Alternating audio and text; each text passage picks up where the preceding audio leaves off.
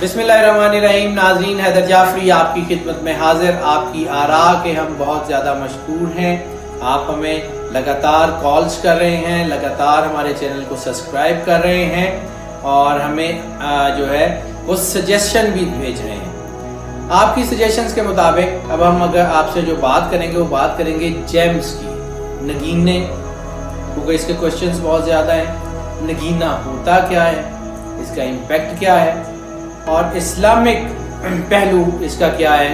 کچھ لوگ سمجھتے ہیں کہ یہ نگینہ پہننا یا اس سے کچھ امپیکٹ ہونا وہ اسلام کے بیسک اصول سے منافی ہے، اور کچھ لوگ اس کو یہ مانتے ہیں کہ چونکہ رسالت مآب صلی اللہ علیہ وآلہ وسلم کی ایک انگوٹھی جو کہ توپ کاپی میوزیم انقرہ میں موجود ہے، اس پہ سرخ عقیق لگا ہوا ہے، تو وہ کیسے ہے؟ رسالت مآب صلی اللہ علیہ وآلہ وسلم کی سنت ہے کیا ہے وہ، اس کے بارے میں بھی ہم بات کرتے ہیں. سرکار ختمی مرتبت صلی اللہ علیہ وآلہ وسلم کی ذات مقدس کسی بھی اینگل سے کائنات کی رولر ہے، وجہ وجود کائنات ہیں، وجہ تخلیق کائنات ہیں، اللہ کے حبیب ہیں، قرآن پاک کے وارث ہیں، خاتم النبیین ہیں. ہر لحاظ سے سرکار کی ذات جو ہے وہ ابو دی بورڈ نظر آتی ہے. سرکار ختمی مرتبت صلی اللہ علیہ وآلہ وسلم کی جو لائف کا امپیکٹ ہے وہ یہ نہیں ہے کہ آپ کسی سے انرجی ڈریگ کریں، اور ویسے بھی رسالت مآب صلی اللہ علیہ وآلہ وسلم کے اوپر نہ کوئی چیز حاوی ہو سکتی ہے نہ کچھ کر سکتی ہے، لیکن کچھ کام سرکار ختمی مرتبت صلی اللہ علیہ وآلہ وسلم نے کر کے دکھائے تاکہ امت کے لوگ یہ سمجھ جائیں یا اس سے استفادہ کر لیں. بہت ساری چیزیں ایسی ہیں جن سے سرکار نے منع کیا ہے، اور بہت ساری چیزیں ایسی ہیں جن سے سرکار نے منع نہیں فرمایا لیکن اس کی تشریح بھی نہیں فرمائی. تو فقہا کے نزدیک جس کی تشریح بھی نہیں فرمائی اور منع بھی نہیں فرمایا وہ مستحب جو ہے وہ مستحب ہے اور ٹھیک ہے، وہ مطلب اس کو یوز کیا جا سکتا ہے. کیونکہ ایک اور حدیث ہے رسالت مآب صلی اللہ علیہ وآلہ وسلم کی بہت کمال کی، جس میں حلال اور حرام کا امپیکٹ رسالت مآب نے فرمایا تھا کہ کوئی بھی چیز جو تمہیں اللہ اور اس کے رسول کے قریب کرے حرام نہیں ہے.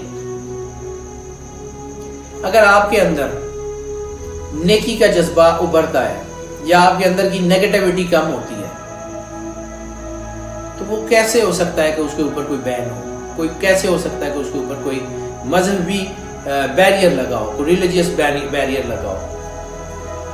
خود رسالت مآب صلی اللہ علیہ وآلہ وسلم کی ایک انگوٹھی توپ کاپی میوزیم انقرہ میں پڑی، اس کے اوپر سرخ عقیق جو ہے وہ لگا ہوا ہے. سرخ عقیق جو خاص طور پہ اس کی خاصیت ہے اس کی بہت خاصیت جو ہے وہ یہ ہے جو رسالت مآب صلی اللہ علیہ وسلم کی انگوٹھی میں لگا ہوا ہے وہ چورس ہے، یعنی چوکور ہے، سکوئر ہے، اور اس کے سکوئر کے ایج ڈبل کیے ہوئے ہیں. یعنی ایک تو وہ ایسے بالکل سکوئر ہے، دوسرا اس کو یہاں سے ایسے ایسے وہ جسے ہم پنجابی میں کہتے ہیں ٹیپر، یا جس کو ہم کہتے ہیں سلانٹنگ کیا ہوا ہے. یعنی وہ دو ایج ہیں، چار ایج اس کے اپنے، ایک اوپر ایج ایک نیچے، یعنی 4 اور 4 8.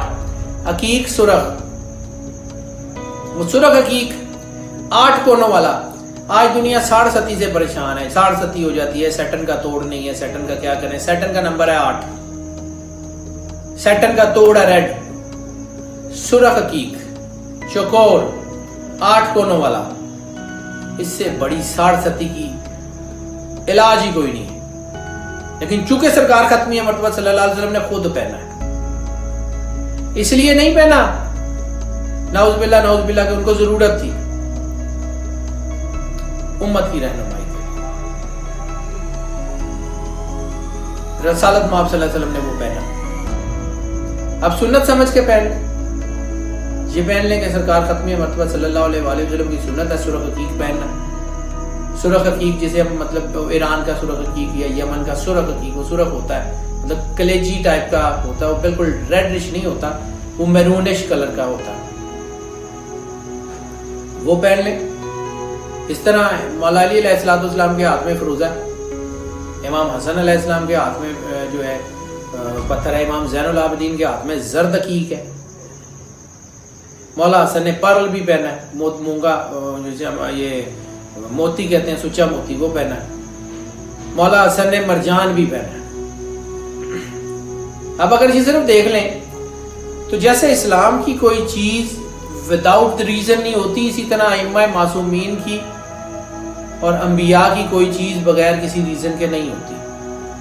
اصحاب کرام، کبار صحابہ کرام کے ہاتھ میں پتھر تھے، خلافت راشدہ کو اگر اٹھا کے دیکھیں تو تمام خلفاء کے ہاتھ میں پتھر تھے، انہوں نے پہنے۔ اب کچھ لوگ یہ سمجھتے ہیں کہ شاید ہم یہ اس بات پہ کہ جی یہ پتھر سے کچھ مانگا جائے گا یا پتھر تقدیر پہ، تو تقدیر تو اللہ نے لکھ دی۔ اس خدائے بزرگ و برتر نے تقدیر لکھ دی، وہ تقدیر اپنا کام کرے گی، لیکن اس کے ساتھ اس نے آپشنز بھی بنا دی، یعنی کہیں مجبور کہیں مختار۔ ان آپشن سے باہر آپ نہیں جا سکتے، you have to choose one of the given options.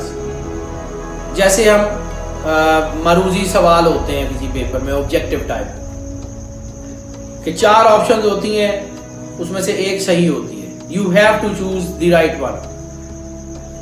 سو پتھر کیسے پہنا جائے، اس کے بہت سارے عام طریقے ہیں۔ کچھ لوگ سٹار کے مطابق پڑھ لیتے ہیں، بعض اوقات سٹار کے مطابق راس نہیں آتا کہ جی نمبر سٹار کا پتھر تو یہ تھا لیکن سب کا لگتا ہے، میرا نہیں لگتا۔ اس میں بہت ساری چیزیں ہوتی ہیں۔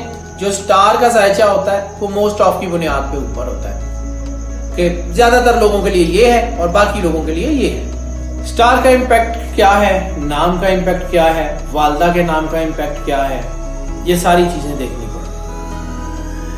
جب کسی کو کچھ جیم سجیسٹ کیا جاتا ہے وہ اس لیے نہیں کیا جاتا کہ اس کے سٹار کے ساتھ ہے یا اس کے نام کے ساتھ، اس کے لیے اس کی پراپر چیزیں دیکھنی پڑتی۔ کم از کم 3 ایسپیکٹ میں اگر وہ پتھر ٹھیک ہے، یعنی اس کے نام کو، اس کی ڈیٹ آف برتھ کو اور اس کے مون سائن کو یا اس کے اسینڈنٹ سٹار کو، تینوں کو یہ میچ کرتا ہے تو اس کو رائز دے گا۔ لیکن 3 میجر ایسپیکٹس میں سے وہ کسی ایک کو کرتا ہے، باقی 2 کو ڈیمیج کرتا ہے، اس کا مطلب ہے وہ نقصان دے گا۔ تو یہ بڑا ٹرکی سی جاب ہے کہ پتھر سجیسٹ کیسے کیا جاتا ہے، پتھر پہنا کیسے جاتا ہے۔ وہ ایک اس کے لیے انسان کا نام اور اس کا مطلب سمجھنے کا پورا ذائچہ دیکھنا پڑتا ہے، اس کے بعد فائنلی اس کو بتایا جا سکتا ہے کہ یہ پتھر جو ہے یہ ان حوالوں سے بہتر ہے، یہ پہن لیں تو چیزیں بہتری کی طرف جائیں گی۔